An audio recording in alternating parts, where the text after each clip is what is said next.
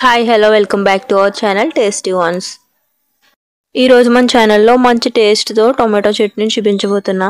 చాలా టేస్టీగా ఉంటుంది. ఈ చట్నీ ఇడ్లీలోకి, దోశలోకి, రైస్లోకి చాలా టేస్టీగా ఉంటుందండి. స్కిప్ చేయకుండా వీడియోని ఎండ్ వరకు చూడండి. మరి ఇంక లేట్ చేయకుండా ఎలా ప్రిపేర్ చేసుకోవాలో చూసేద్దాం. ముందుగా స్టవ్ మీద ప్యాన్ పెట్టుకుని 2 టేబుల్ స్పూన్స్ ఆయిల్ యాడ్ చేసుకోవాలి.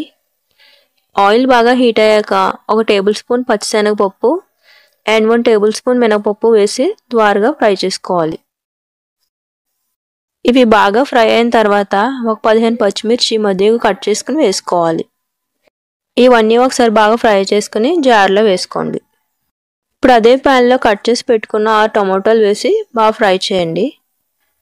ఇప్పుడు అందులోనే చిన్న నిమ్మకాయ సైజంత చింతపండు వేసి టమాటాలు బాగా మగ్గించుకోవాలి. టమాటాలు బాగా మగ్గిన తర్వాత స్టవ్ ఆఫ్ చేసుకుని టమాటాలు వేడివేడిగా వేయకుండా బాగా చల్లారనివ్వాలి.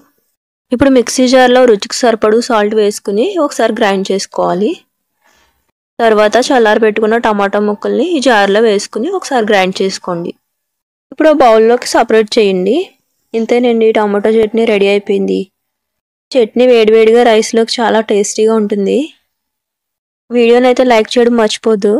ఫ్రెండ్స్ అండ్ ఫ్యామిలీ మెంబర్కి షేర్ చేసి సబ్స్క్రైబ్ చేసుకోండి. Thank you for watching. Bye bye.